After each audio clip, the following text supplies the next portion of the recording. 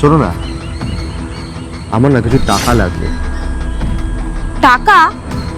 আমি কেন তোকে টাকা দেব? তুই আমার বর নাকি আমি তোর বর? উল্টে তো তোকে আমায় টাকা দেওয়া উচিত। আর আমি তোর কাছ থেকে টাকাটা আশাও করি না, কারণ তুই তো সামান্য একটা সিকিউরিটি গার্ডের বর।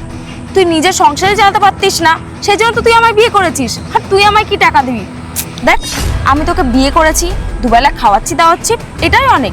টাকা পয়সা দিতে পারবো না।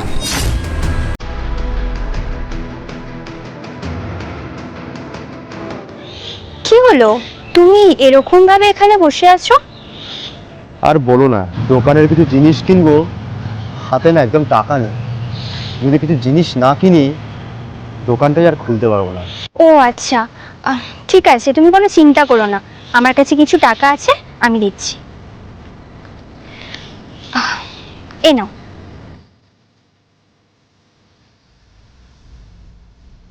সত্যি তুমি না সবসময় আমাকে সাপোর্ট করো, তুমি সব সময় আমার পাশে থাকো।